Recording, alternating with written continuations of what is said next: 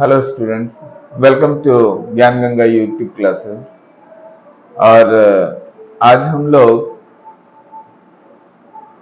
Geography यानी भूगोल के अंतर्गत कक्षा 12 का पहला चैप्टर, जिसका शीर्षक मानव भूगोल और प्रकृति एवं विषय क्षेत्र है, उस चैप्टर को जो है विस्तार से समझने का प्रयास करेंगे। देखिए, सबसे पहले जो है ये बात आप जान लीजिए कि किसी भी पाठ को समझना या उससे जो है संबंधित प्रश्न उत्तर को जो है जानना, ये सबसे पहले आपको पाठ का जो शीर्षक है उसे जानना बहुत ज्यादा आवश्यक होता है। शीर्षक का शाब्दिक अर्थ ही जो है शीर्ष से आ जाता है। शीर्ष का मतलब जो है सिर है, और आप जानते हैं सिर किसी भी व्यक्ति की पहचान होती है या किसी भी चीज की पहचान होती है। सिर को हटा दिया जाए तो पहचान धूमिल हो जाती है, उसको पहचान पाना जो है संभव नहीं होता है। वैसे ही जो है पाठ को समझने के लिए सबसे पहले उसका शीर्षक को समझ लेना बहुत ज्यादा जरूरी होता है। यदि आप शीर्षक को भली भांति समझते हैं तो समझ लीजिए कि पाठ का जो है 50% आपने जो है रिकवर कर लिया है। तो यहाँ पर मानव भूगोल जो शब्द है उसकी व्याख्या करने से पहले हम लोग भूगोल शब्द और उसके भागों को भी जो है जान लेते हैं। भूगोल क्या है? तो भूगोल की परिभाषाएं तो विभिन्न विद्वानों ने जो है अलग अलग प्रकार से दी हैं। यदि मैं सामान्य रूप से कहूंगा तो भूगोल शब्द जो है भूजोड़ गोल, भूजोड़ गोल का मतलब जो है पृथ्वी गोल है, और इसी गोल पृथ्वी का अध्ययन जो है भूगोल का विषय वस्तु है। हालांकि विभिन्न विद्वानों ने अलग अलग प्रकार से परिभाषाएं दी हैं। सामान्य रूप से यदि मैं कहूं तो पृथ्वी का मानव के आवास के रूप में अध्ययन, पृथ्वी का मानव के आवास के रूप में अध्ययन करना ही जो है भूगोल का विषय वस्तु है या भूगोल है। ज्यादा विस्तृत रूप से जो है इन परिभाषाओं को न लेते हुए जो है हम लोग विषय वस्तु पर वापस लौट आते हैं। यहाँ मानव भूगोल शब्द की के शीर्षक के रूप में हम व्याख्या किया गया है विषय को। तो मानव भूगोल जो है भूगोल की एक शाखा है। भूगोल को जो है मुख्य रूप से दो भागों में बांटा गया है। पहला जो है भौतिक भूगोल है और दूसरा जो है मानव भूगोल। भौतिक भूगोल और मानव भूगोल से आप क्या समझते हैं, इसको भी संक्षिप्त में जान लें, फिर हम लोग इसके विषय क्षेत्रों की बात करेंगे। तो भौतिक भूगोल की बात करें, जिसको फिजिकल ज्योग्राफी हम लोग कहते हैं, तो फिजिकल ज्योग्राफी में जो है विभिन्न प्रदेशों के जो भौतिक पर्यावरण होते हैं उसका अध्ययन किया जाता है।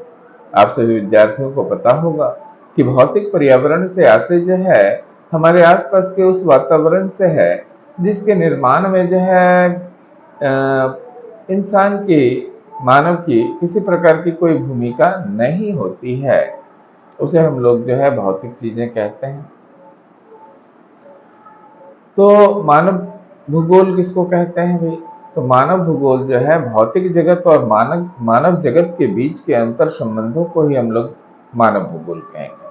बहुत सिंपल ढंग से आप इसको समझ सकते हैं कि भौतिक भूगोल का मतलब जो है विभिन्न प्रदेशों के भौतिक पर्यावरण का अध्ययन, यानी जैसे जल का अध्ययन किए, मिट्टी का अध्ययन किए, जलवायु का अध्ययन किए, बादलों का, वर्षण का, अन्य अन्य चीजों का अध्ययन जब हम लोग करते हैं तो इसको हम लोग भौतिक भूगोल की श्रेणी के अंतर्गत रखते हैं।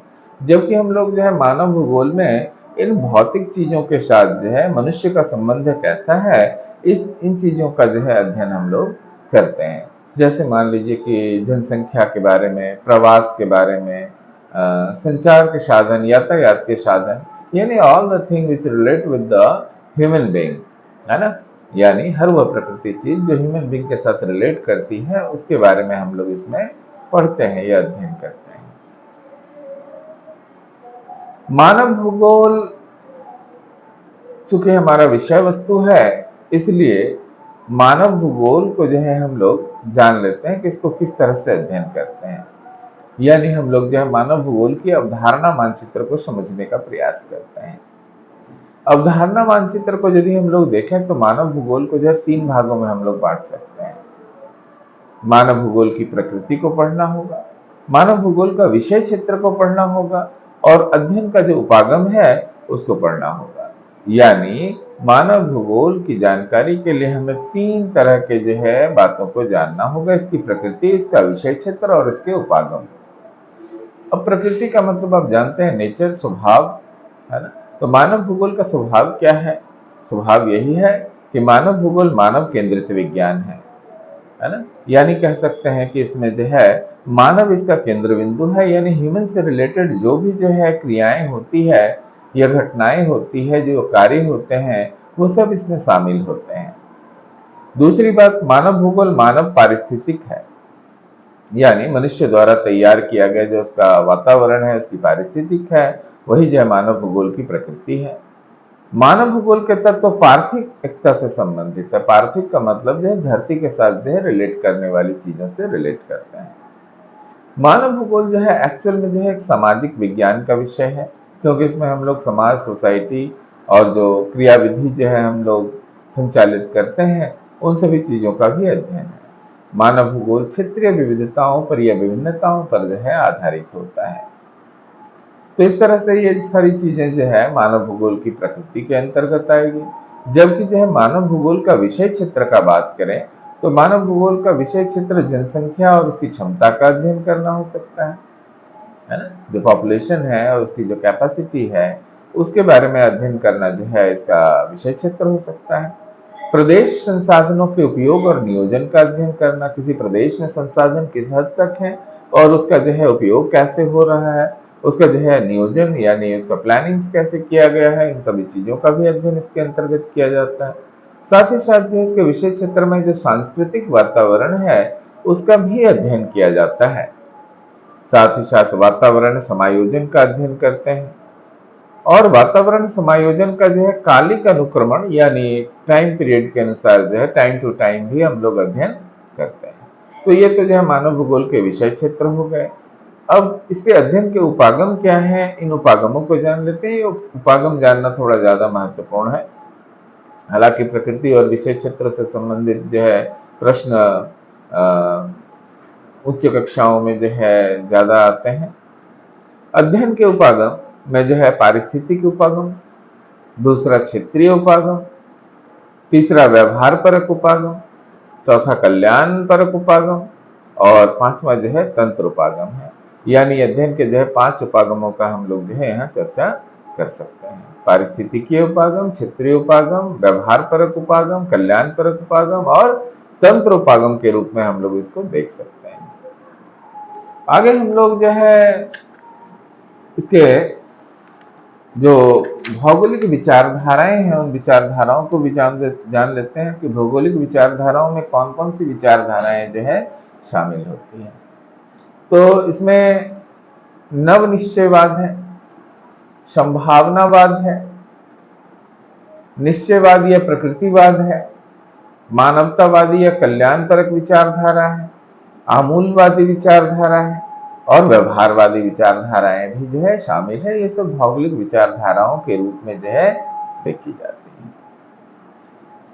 और साथ ही साथ अब हम लोग मानव भूगोल की शाखाओं की बात कर लेते हैं।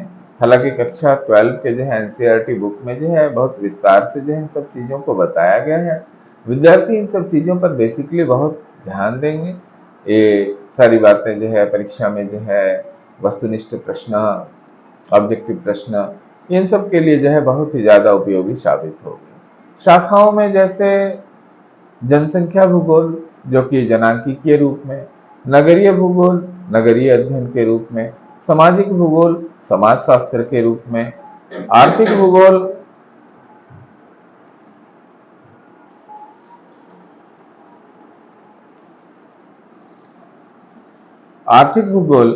अर्थशास्त्र का अध्ययन करता है, व्यवहारवादी भूगोल मनोविज्ञान का अध्ययन, ऐतिहासिक भूगोल इतिहास का अध्ययन करता है, राजनीतिक भूगोल राजनीति का अध्ययन करता है, जबकि सैन्य भूगोल जो है सैन्य विज्ञान का अध्ययन करता है। तो ये सब जो है मानव भूगोल की शाखाओं के रूप में जो है वर्णित किए गए हैं। यदि हम लोग जो है कुछ पारिभाषिक शब्दों की बात करें इसमें, तो भूगोल क्या है? तो भूगोल जो है पृथ्वी तथा इसकी परिवर्तनशील घटनाओं का अध्ययन ही जो भूगोल कहलाता है। हम लोग सामान्य रूप से जो ये कह सकते हैं। क्या कहेंगे भूगोल क्या है? तो पृथ्वी तथा इसकी परिवर्तनशील परिघटनाओं का अध्ययन जो है भूगोल कहलाता है। दूसरा, मानव भूगोल क्या है? मानव भूगोल के बारे में हम लोग कह सकते हैं कि क्षेत्रीय आधार पर मानव और उसके वातावरण के बीच प्रकार्यात्मक संबंधों का अध्ययन जो है मानव भूगोल कहलाता है। निश्चयवाद क्या है? तो निश्चयवाद जो है ना, एक ऐसी विचारधारा है जो मानव कार्य पर पर्यावरणिक नियंत्रण का समर्थन करता है। यानी मनुष्य जो भी कार्य करता है पर्यावरण उस पर जो है कंट्रोल करती है, जिसको हम लोग डिटर्मिनिज्म भी कहते हैं। उसको जो हम लोग निश्चयवाद कहते हैं। नव निश्चयवाद क्या है? तो नव निश्चयवाद जो है वह अवधारणा है जो निश्चयवाद और संभववाद के बीच जो है मध्यम मार्ग का अनुसरण करती है। यानी एक बीच का जो है विचारधारा है। नव निश्चयवाद कौन सा विचारधारा है? तो निश्चयवाद यानी डिटर्मिनिज्म और पॉसिबिलिज्म यानी संभववाद के बीच की जो है विचारधारा को नव निश्चयवाद की विचारधारा कहते हैं। यानी ये अवधारणा जो निश्चयवाद और संभववाद के बीच मध्य मार्ग का अनुसरण करती है नव निश्चयवाद कहलाती है। संभववाद क्या है? तो ऐसी विचारधारा जो पर्यावरण पर मानव नियंत्रण का जो है समर्थन करती है। यानी इसमें पॉसिबिलिटीज है, मनुष्य अपनी क्षमताओं और योग्यताओं के बल पर जो है प्रकृति को जो है अपने हिसाब से जो है परिवर्तित कर सकता है। तो इसको जो है हम लोग संभववाद कहते हैं। इसके अलावा जैसे द्वैतवाद जैसी बातें हैं, तो द्वैतवाद क्या है? दो स्वतंत्र सिद्धांतों का विज्ञान, यानी दो अलग अलग तरह की विचारधाराओं के सिद्धांत को जब एक साथ जो है या एक रूप में जो है व्यक्त करते हैं, तो इसी को हम लोग द्वैतवाद कहते हैं। यानी किसी विषय पर जो है दो विचारधाराएं। मानवतावाद क्या है? तो मानव भूगोल का एक विचार जो मानव की केंद्रीय और सक्रिय भूमिका पर बल देता है, इसी को जो हम लोग मानवतावाद कहते हैं। व्यवहारवाद बिहेवियरिज्म क्या है? तो यह वह विज्ञान है जिसमें व्यक्ति का व्यवहार, उसके वातावरण, उसकी ग्रहण शक्ति और उसके जो है उसके द्वारा मध्यस्थ होता है, जिसमें वह रहता है। यानी व्यवहारवाद बिहेवियर को जो है मनुष्य जिन चीजों के साथ जिस तरह का जो है व्यवहार करता है उसका अध्ययन करता है। कह सकते हैं हम लोग कि वह विज्ञान जिसमें व्यक्ति का व्यवहार, उसके वातावरण, उसकी ग्रहण शक्ति द्वारा मध्यस्थ होता है, जिसमें वह निवास करता है या रहता है। तो ये सब कुछ जो है पारिभाषिक शब्द थे जो कि आपने जो है सुना। और फिलहाल हम लोग जो है कुछ बहुत महत्वपूर्ण प्रश्न जो सीबीएसई और जैक जैसी परीक्षाओं के लिए बहुपयोगी हो सकती है। पृथ्वी में निहित दो प्रमुख घटक कौन से हैं? सवाल रहेगा कि पृथ्वी में निहित दो प्रमुख घटक कौन से हैं? तो आप इसका जवाब यह कह सकते हैं कि पृथ्वी में निहित दो घटक जो है भौतिक घटक और दूसरा जो है मानवीय घटक है। आप भौतिक घटक और मानवीय घटक का मतलब समझ सकते हैं। भौतिक घटक का मतलब जो है पर्यावरणीय घटक है, यानी जो पर्यावरण वाली चीजें हैं, और मानवीय घटक मतलब जो मनुष्य से रिलेट करता है या मनुष्य द्वारा जो है नियंत्रित और संचालित होता है। दूसरा प्रश्न है भूगोल पदार्थ के बारे में क्या जांच पड़ताल करता है? भूगोल किसी पदार्थ के बारे में क्या जांच पड़ताल करता है? तो कहता है कि भूगोल या भूगोलवेत्ता कहाँ, क्या और कैसे जैसे प्रश्नों का उत्तर जानने की इच्छा रखते हैं। यानी भूगोल क्या जांच पड़ताल करता है? वो कहता है कि कहाँ है, क्या है और कैसे है। इन सभी प्रश्नों का जानकारी प्राप्त करना भूगोल का विषय वस्तु होता है। भूगोल जो है इन्हीं सब चीजों की जांच पड़ताल करता है। प्रश्न है कि 19वीं शताब्दी के जो है कुछ प्रमुख भूगोलवेत्ताओं के नाम बताइए। तो आप जानते हैं कि 19वीं शताब्दी के प्रमुख भूगोलवेत्ताओं में जो है हम्बोल्ट का नाम लिया जा सकता है, कार्ल रिटर का नाम लिया जा सकता है, फ्रेडरिक रैडजेल और चार्ल्स डार्विन जैसे जो है विद्वान और भूगोलवेत्ता जो है प्रमुख थे। अगला प्रश्न, सामान्य भूगोल की एक विशिष्ट शाखा के रूप में मानव भूगोल का उत्पत्ति कब हुआ? सामान्य भूगोल की एक विशिष्ट शाखा यानी एक खास ब्रांच जो है मानव भूगोल कब बन गया? तो 1822 ईस्वी में 1822 में फ्रेडरिक रैडजेल ने जो है एक पुस्तक लिखी थी एंथ्रोपोजियोग्राफी। यह भी महत्वपूर्ण है ऑब्जेक्टिव क्वेश्चन के लिए कि who was the writer of anthropogeography, तो आप क्या कहेंगे? Friedrich Ratzel. और यदि ये पूछा जाए कि ये कब पब्लिश हुई थी, तो 1822 1822 ईस्वी में हुई थी। इसके बाद जो है, इस किताब के प्रकाशन के बाद, यानी आफ्टर 1822 के बाद जो है मानव भूगोल का विकास संभव होने लगा, यानी विकास हुआ। इसलिए फ्रेडरिक रैटजेल को ही जो है हम लोग मानव भूगोल का जन्मदाता या मानव भूगोल का पिता भी कहते हैं। यानी कि जो है आपसे ये तीसरा तरह का ऑब्जेक्टिव क्वेश्चन हो सकता है कि मानव भूगोल का पिता या मानव भूगोल का जनक या मानव भूगोल का जन्मदाता किसे कहा जाता है, तो आपका जवाब होना चाहिए कि फ्रेडरिक रैटजेल को जो है मानव भूगोल का पिता या जन्मदाता कहा जाता है। इसके बाद अगला प्रश्न का ओर चलते हैं कि मानव भूगोल के दो प्रमुख सैद्धांतिक विचारधाराएं क्या है। तो आप लोग पढ़े होंगे, यदि पाठ्य पुस्तक को आप जानते हैं कि किताब का जो टेक्स्ट है उसको जो है पढ़ना बहुत ही आवश्यक है। उसको पढ़े और समझे बगैर जो है परीक्षा में अच्छे अंकों की गारंटी नहीं ली जा सकती है। मानव भूगोल की दो प्रमुख सैद्धांतिक विचारधाराएं कौन सी है? तो मानव भूगोल का दो प्रमुख सैद्धांतिक विचारधारा जो है निश्चयवाद या पर्यावरणवाद पहली विचारधारा है। दूसरा विचारधारा जो है संभववाद। जैसे कि मैंने अभी अभी बताया था आपको कि निश्चयवाद जो है क्या बताता है? निश्चयवाद जो है प्रकृति का जो है मानव के ऊपर अधिकार बताता है, जबकि संभववाद जो है मनुष्य की संभावनाओं को उसकी योग्यताओं क्षमताओं के द्वारा प्रकृति पर विजय की स्थिति को जो है दर्शाता है। अगला प्रश्न है कि 19वीं शताब्दी में निश्चयवाद के समर्थक भूगोलवेत्ताओं के नाम बताइए। तो निश्चयवाद के कट्टर समर्थक भूगोलवेत्ताओं में जो है हम्बोल्ट है, कार्ल रिटर है, रैटजेल है, ई हंटिंगटन है और एलन सी सैंपल भी जो है प्रमुख थी। अगला प्रश्न है कि नव निश्चयवाद की अवधारणा किसके द्वारा प्रस्तुत की गई थी? नव निश्चयवाद मैंने पहले भी बताया था, ये निश्चयवाद और संभववाद के बीच की विचारधारा है। उसी से रिलेटेड ये प्रश्न है कि नव निश्चयवाद की अवधारणा किसने प्रस्तुत की थी? तो इसका जवाब होगा कि प्रख्यात ऑस्ट्रेलियाई भूगोलवेत्ता, ऑस्ट्रेलियाई यानी ऑस्ट्रेलिया के भूगोलवेत्ता ग्रिफिथ टेलर नाम याद रखिएगा, ग्रिफिथ टेलर ने 1920 के दशक में जो है नव निश्चयवाद की अवधारणा प्रस्तुत की थी। अगला प्रश्न है कि संभववाद के जो अनुयायी हैं, समर्थक भूगोलवेत्ता हैं, उनका नाम बताइए। तो संभववाद के जो है अनुयायी भूगोलवेत्ताओं में लुसियन फेवेब्रे, विडाल डी लाब्लास, ब्रून्स और ग्रिफिथ टेलर जैसे जो है विद्वान प्रमुख थे। अब तो हम लोग जो है छोटे प्रश्नों को छोड़कर जो है कुछ बड़े प्रश्नों की ओर बढ़ते हैं, और इस क्रम में जो है मानव भूगोल के 6 उपागमों का उल्लेख करें, ऐसा एक प्रश्न है। तो मानव भूगोल के 6 उपागम क्या होता है, इसके बारे में हम लोगों ने जो है शुरुआत में ही जाना। तो मानव भूगोल के 6 उपागमों की यदि बात करें तो 6 उपागम इस प्रकार से हो सकते हैं। पहला उपागम है अन्वेषण और विवरण। उपनिवेशवाद और साम्राज्यवाद की प्रवृत्ति ने व्यापारिक रुचियों को बढ़ाया और जिससे नए क्षेत्रों की खोज का प्रोत्साहन मिला। आप जानते हैं कि अन्वेषण का मतलब जो है खोज है और उसके बारे में लिखना। भारत जो दुनिया में औपनिवेशीकरण हो रहा था, जो व्यापारीकरण हुआ, एक दूसरे देशों के बीच संपर्क हुआ, इसमें अन्वेषण और विवरण की महत्वपूर्ण भूमिका रही। दूसरा है प्रादेशिक विश्लेषण। प्रादेशिक विश्लेषण के अंतर्गत औपनिवेशिक युग के सभी प्रदेशों के सभी पक्षों का, यानी अलग अलग प्रदेशों के अलग अलग पक्षों का, अलग अलग खासियत विशेषताओं का वर्णन किया गया है, ताकि पृथ्वी को जो है बहुत अच्छी तरह से जो है समझा जा सके।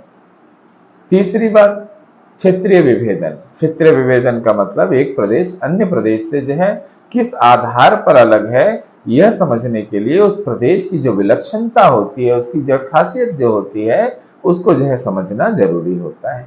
चौथी बात, स्थानिक संगठन। इसका मुख्य उद्देश्य जो है विभिन्न मानवीय क्रियाओं के मानचित्र योग्य प्रतिरूपों का जो है पहचान करना होता है। पांचवी बात यदि करें तो इसमें मानवतावादी, आमूलवादी और व्यवहारवादी विचारधाराओं का जो है उदय को देखा जा सकता है। इन विचारधाराओं के उदय से मानव भूगोल सामाजिक, राजनीतिक और यथार्थ के प्रति ज्यादा प्रासंगिक विषय बनकर के जो है उभर कर आया। और छठी बात यदि कहें तो मानव भूगोल में उत्तर आधुनिकवाद, मानवीय दशाओं की व्याख्या करने वाले वैश्विक सिद्धांत जो थे, उन सिद्धांतों का जो है विश्लेषण इसके अंतर्गत जो है किया गया था। तो इस तरह से हम लोगों ने जो है मानव भूगोल के उपागमों का जो है उल्लेख किया, जिसके अंतर्गत 6 उपागमों को जो है हम लोगों ने जाना। आप लोग बार बार वीडियोस को जो है रिव्यू करके देखें, ताकि जो है ये बात आपके दिमाग में जो है अच्छी तरह से बैठ जाए। अगला प्रश्न, ग्रिफिथ टेलर की मानव भूगोल के क्षेत्र में नई संकल्पना क्या है?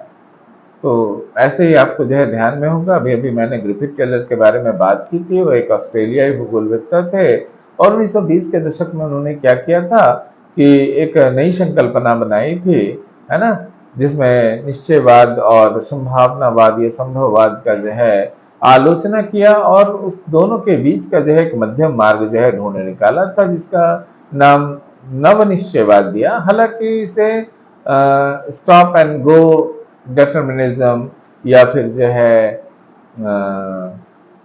रुको और जाओ, ऐसे नामों से भी जो है जाना जाता है। आइए इस प्रश्न का जवाब लेते हैं। ग्रिफिथ टेलर की मानव भूगोल के क्षेत्र में नई संकल्पना क्या है? तो हम लोग इसको इस तरह से लिख सकते हैं कि ऑस्ट्रेलिया के महान भूगोलवेत्ता ग्रिफिथ टेलर ने 1920 के दशक में निश्चयवाद की आलोचना करके नव निश्चयवाद की विचारधारा को जो है प्रस्तुत किया था। ग्रिफिथ टेलर ने जो है नव निश्चयवाद को रुको और जाओ निश्चयवाद का नाम दिया। इसके अनुसार जो है ग्रिफिथ टेलर ने मनुष्य और प्रकृति के प्रभाव को स्वीकार किया कि दोनों का ही असर होता है, मनुष्य का भी असर होता है और प्रकृति का भी असर होता है। और तर्क प्रस्तुत किया कि जो है मनुष्य अपनी दक्षता क्षमता, स्किल जिसको कहते हैं, दक्षता क्षमता, अपने विज्ञान और अपनी प्रौद्योगिकी यानी टेक्नोलॉजी के आधार पर जो है अपनी आवश्यकताओं के अनुसार जो है प्रकृति का उपयोग करता है। जहां उसको बदलना पड़ता है उसको बदलता भी है। वह देश का विकास कर सकता है या किसी चीज को धीमा या अवरुद्ध करने का भी काम कर सकता है। टेलर ने यह भी बताया कि मनुष्य किसी बड़े नगर के यातायात नियंत्रक के समान है ना, जो ट्रैफिक को जो है कंट्रोल करता है ना, क्या करता है, वो एक नियंत्रक के समान है, जिसमें आप देखते हैं कि ट्रैफिक, अक्सर जो लोग खास करके शहरी क्षेत्रों में होंगे उन लोग को ट्रैफिक लाइट्स के बारे में पता होगा। वहां पर जो है ट्रैफिक की जो है विभिन्न लाइटें होती हैं, मोस्टली जो है 3 तरह की लाइटें हैं, रेड, येलो और ग्रीन। तो उसका मतलब भी आप लोग को पता होगा, है ना। रेड का अर्थ जो है खतरे की स्थिति, रुकने की स्थिति, और ग्रीन का मतलब जो है ठीक है जाओ, और पीला जो है दोनों के बीच जो है रुक कर इंतजार करने की जो है या रेडी रहने की स्थिति को जो है दर्शाता है। तो यहाँ पर जो है इसके माध्यम से भी जो है ग्रिफिथ टेलर ने ये बताने का जो है प्रयास किया है। इसमें लाल बत्ती का अर्थ है रुको, पीली बत्ती का अर्थ है तैयार होना, और लाल और हरी के बीच ये अंतराल रखने के लिए है। हरी बत्ती का अर्थ है जाओ। इससे इस बात का पता चलता है कि यहाँ ना तो नितांत आवश्यकता है और न ही नितांत स्वतंत्रता है, अर्थात प्रकृति के नियमों का पालन करके ही जो है मनुष्य प्रगति के पथ पर आगे बढ़ सकता है। यदि वो प्रकृति के अनुसार नहीं चलेगा तो उसका आगे बढ़ना संभव नहीं होगा। तो ये बहुत इंपॉर्टेंट क्वेश्चन है परीक्षा के लिए, तो छात्र लोग जो है इसको कई बार जो है देखेंगे, भली भांति समझ में आ जाएगा। इसके अलावा जो है पुस्तक का भी जो है प्रयोग करेंगे। अगला है कि आर्थिक भूगोल के उपक्षेत्र कौन कौन से हैं। तो आर्थिक भूगोल का मुख्य रूप से 6 उपक्षेत्र का जो है चर्चा हम लोग कर सकते हैं। इसमें संसाधन भूगोल, कृषि भूगोल, उद्योग भूगोल, विपणन का मतलब खरीद बिक्री है, ये व्यापार है, पर्यटन भूगोल और अंतरराष्ट्रीय व्यापार का भूगोल, ये जो है आर्थिक भूगोल के अंतर्गत जो है 6 उपक्षेत्र हैं। आर्थिक भूगोल का मतलब जिसमें जो है हम लोग इकोनॉमिकल एक्टिविटीज का जो है अध्ययन करते हैं, और आप जानते हैं मानव के लिए इकोनॉमिकल एक्टिविटीज जो है बहुत ही महत्वपूर्ण एक्टिविटीज है। और इकोनॉमिकल एक्टिविटीज का उपक्षेत्र कितना बताया गया है, तो 6 बताया गया। संसाधन भूगोल, कृषि भूगोल, उद्योग भूगोल, विपणन भूगोल, पर्यटन भूगोल और अंतरराष्ट्रीय भूगोल। संसाधन यानी रिसोर्सेज है, रिसोर्सेज के माध्यम से हम लोग को इकोनॉमिकल लाभ होता है, कृषि के माध्यम से होता है, उद्योगों के माध्यम से होता है, विपणन यानी व्यापारिक क्रियाओं के माध्यम से भी होता है। पर्यटन भी जो है एक महत्वपूर्ण जो है आर्थिक क्रियाकलाप है, और अंतर्राष्ट्रीय व्यापार भी जो है महत्वपूर्ण क्रियाकलाप है। इस तरह से हम लोग जो है आर्थिक भूगोल के 6 उपक्षेत्रों को देख सकते हैं। यदि सामाजिक भूगोल के उपक्षेत्रों की बात करें, प्रश्न यदि ऐसा हो कि सामाजिक भूगोल के उपक्षेत्रों का उल्लेख करें, तो हमें उसको भी 6 उपक्षेत्रों में जो है हम लोग बांट सकते हैं। ये 6 उपक्षेत्र जो है, पहला है व्यवहारवादी भूगोल। व्यवहारवादी भूगोल का संबंध जो है मनोविज्ञान से होता है, यानी हम लोग जो है किस तरह का व्यवहार करते हैं। दूसरा है सामाजिक कल्याण भूगोल। सामाजिक कल्याण भूगोल, इसका संबंध कल्याण अर्थशास्त्र से है। इसमें सरकार द्वारा या अन्य माध्यमों के द्वारा जो है जनता के कल्याण के लिए किए जाने वाले कार्य शामिल होते हैं। अवकाश भूगोल, इसका संबंध जो है समाज शास्त्र से होता है। जबकि सांस्कृतिक भूगोल, इसका संबंध मानव विज्ञान से है। इसमें हम लोग संस्कृति को समझते हैं, सांस्कृतिक विकास को समझते हैं। ऐतिहासिक भूगोल का संबंध इतिहास से है, जिसमें जो है मानव के विकास से लेकर जो है वर्तमान स्थिति तक का अध्ययन है। और इसके अलावा जो है चिकित्सा भूगोल। चिकित्सा भूगोल का संबंध जो है महामारी विज्ञान से है। ऐतिहासिक कालखंड में बहुत सारी महामारियां रही है। ऐसी ही महामारी में से एक महामारी का हम लोग भी गवाह बन चुके हैं, कोरोना जैसे महामारियों का। अगला प्रश्न, मानव भूगोल में कल्याण विचारधारा के अनुसार क्या, कहां और कैसे का मीनिंग क्या है, ये आपको जानना है। यानी क्या क्या बताता है, कहां क्या बताता है और कैसे क्या बताता है। तो इसका जवाब हम लोग इस तरह से लिख सकते हैं कि डेविड हार्वे और डी.एम. स्मिथ, कौन लोग? डेविड हार्वे और डी.एम. स्मिथ ने जो है कल्याण परक विचारधारा का समर्थन किया है। कल्याण परक विचारधारा का समर्थन किसने किया है? डेविड हार्वे और डी.एम. स्मिथ। डी.एम. स्मिथ के अनुसार क्या, कहां और कैसे पर आधारित प्रश्नों को जो है समझा जा सकता है। कैसे समझेंगे? तो यहाँ पर क्या का अर्थ जो है वो जनसंख्या द्वारा प्रयोग की गई सुविधाओं या जनसंख्या द्वारा झेली गई समस्याओं, कठिनाइयों से है। विभिन्न वस्तुएं, सेवाएं, पर्यावरण के गुण सामाजिक अंतर संबंध के रूप में हो सकते हैं। जबकि कहां का अर्थ जो है उन तथ्यों से है जो आवास क्षेत्र के आधार पर व्यक्ति के अलग अलग जीवन स्तर को जो है व्यक्त करता है। और कैसे का अर्थ जो है उस प्रक्रिया से है जो विभिन्नताओं को जानने के लिए, यानी ये जो डिफरेंसेस है इसको जानने के लिए जो है उत्पन्न होती है। अगला प्रश्न में चलते हैं हम लोग। मानव पर्यावरण के 3 प्रमुख पक्ष बताइए जिसका मानव भूगोल में अध्ययन किया जाता है। यानी मानव का जो पर्यावरण है उसका 3 प्रमुख पक्ष जिसका मानव भूगोल में अध्ययन होता है। तो हम लोगों ने जो है अभी इन पक्षों की चर्चा की थी, फिर से एक बार इस प्रश्न के हिसाब से चर्चा हो जाती है। मानव भूगोल के अध्ययन में जो पर्यावरणीय पक्ष हैं वो 3 प्रकार के पक्ष हैं। पहला तो निश्चयवाद है।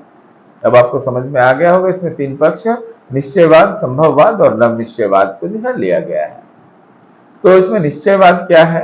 मनुष्य पर्यावरण का दास है, अर्थात प्रकृति के क्रियाकलापों को जो है से प्रभावित होता है। वो मनुष्य क्या होता है? जो निश्चयवाद है वो विचारधारा ये बताती है कि मनुष्य पर्यावरण का दास है और पर्यावरण की क्रियाकलापों से वो प्रभावित होता है।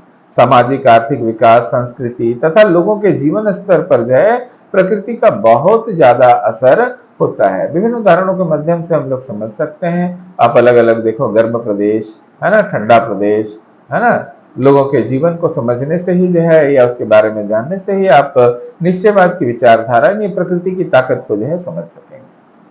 जबकि दूसरी विचारधारा जो है संभववाद को बताती है।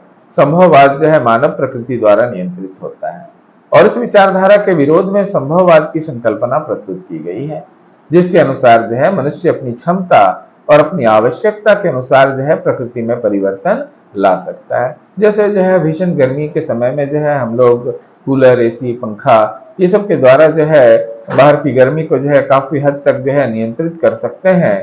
तो इस विचारधारा को जो है संभववाद कहा जा सकता है। जबकि नवनिश्चयवादी विचारधारा क्या है? तो नवनिश्चयवाद विचारधारा के अनुसार जो है ये कहा गया है कि प्रकृति का प्रभाव जो है ना मानव पर सीमित है। एक लिमिट तक ही प्रकृति जो है मानव को प्रभावित करती है ना। क्योंकि जबकि मानव की क्रियाएं जो असीमित है, मनुष्य की क्षमताएं असीमित है, जिस कारण मनुष्य ने प्रकृति के प्रभाव को जो है सीमित कर दिया। यानी प्रकृति का जो ताकत था उस पर जो है कंट्रोल करने का कोशिश किया है। इस विचारधारा का जन्म ऐसी स्थिति में या उस समय हुआ जब ग्रिफिथ टेलर ने जो है रुको और जाओ सिद्धांत का जो है प्रतिपादन किया था। इसके अंतर्गत आप जानते हैं न बहुत ज्यादा जो है प्रकृति का दोहन और न मानवीय प्रभाव की चर्चा की गई है। इसके बाद जो है हम लोग क्रमबद्ध भूगोल और प्रादेशिक भूगोल क्या होता है इसको भी समझ लेते हैं। क्रमबद्ध भूगोल और प्रादेशिक भूगोल के अंतर्गत क्या अंतर है। तो मानव भूगोल की आप दो मुख्य शाखाएं देखते हैं। ये जो है शाखा क्रमबद्ध भूगोल और प्रादेशिक भूगोल है। क्रमबद्ध भूगोल क्या है इसको जान लेते हैं। इसके तहत तत्वों को प्रकरणों में बांटा जाता है। तत्वों को प्रकरणों में बांटकर उन प्रकरणों का अलग अलग अध्ययन हम लोग करते हैं। क्रमबद्ध, क्रमबद्ध का मतलब ही है एक एक करके जो है हम लोग इसका अध्ययन करते हैं। जैसे पृथ्वी को स्थल मंडल, जल मंडल, वायुमंडल, इस तरह अलग अलग खंडों में जो है बांटते हैं और फिर उसका अध्ययन करते हैं। इसी प्रकार अस्थल मंडल को फिर जो है कई भागों में बांटकर अध्ययन करते हैं। जैसे इसके पर्वतों का अध्ययन अलग तरह से करते हैं, पठारों का अध्ययन अलग करते हैं, मैदानों का अध्ययन अलग करते हैं। इसके अंतर्गत हम लोग क्षेत्रीय प्रतिरूप तक पहुंचने के लिए क्रमबद्ध ज्ञान से जो है प्रारंभ करते हैं। यानी हर चीज को जो है छोटे छोटे खंडों के हिसाब से जो है पढ़ते चले जाते हैं, जानते चले जाते हैं। इसको क्रमबद्ध भूगोल कहा जाता है। जबकि प्रादेशिक भूगोल की यदि बात करें, इसकी दूसरी शाखा जो है प्रादेशिक भूगोल है ना। इसके अंतर्गत ऐसे क्षेत्रों का अध्ययन किया जाता है जो कोई खास प्रकार का या विशेष प्रकार का गुण या लक्षण को जो है प्रदर्शित करता है, जो कि दूसरे क्षेत्रों से अलग प्रकार का होता है। जैसे भूमध्य सागरीय जलवायु, आप जानते हैं यहाँ की जलवायु जो है अन्य क्षेत्रों की जलवायु से बिल्कुल अलग प्रकार की है। विषुवत रेखीय जलवायु प्रदेश, तो इस तरह से ये एक विशेष प्रदेश है जिसका अध्ययन हम लोग करते हैं। इसमें जो है किसी प्रदेश या क्षेत्र से आरंभ होकर तब जो है हम लोग उसके क्रमबद्ध ज्ञान तक पहुंचते हैं। तो यही जो है क्रमबद्ध भूगोल और प्रादेशिक भूगोल है।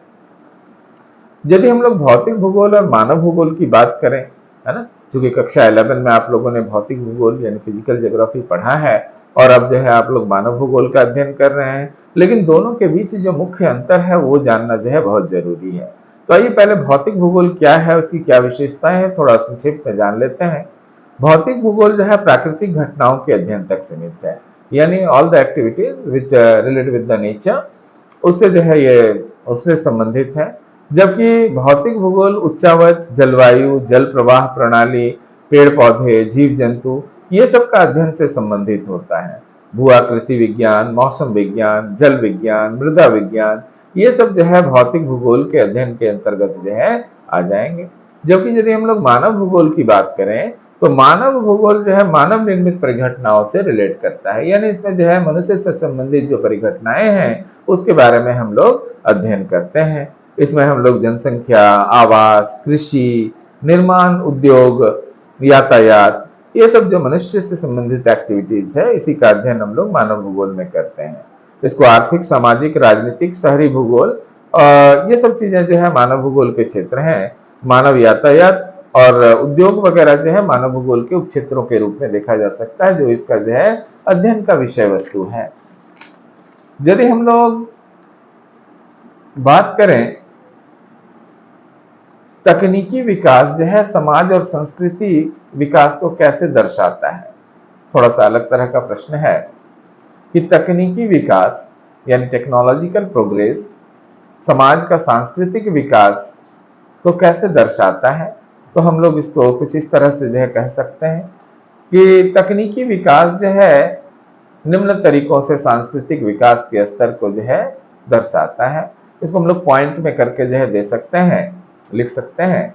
पहला पॉइंट, मनुष्य प्रकृति के नियमों को समझने के बाद ही तकनीकी विकास कर पाया है ना। मनुष्य जो भी टेक्नोलॉजिकल प्रोग्रेस किया है वो प्रकृति के नियम पर ही आधारित है।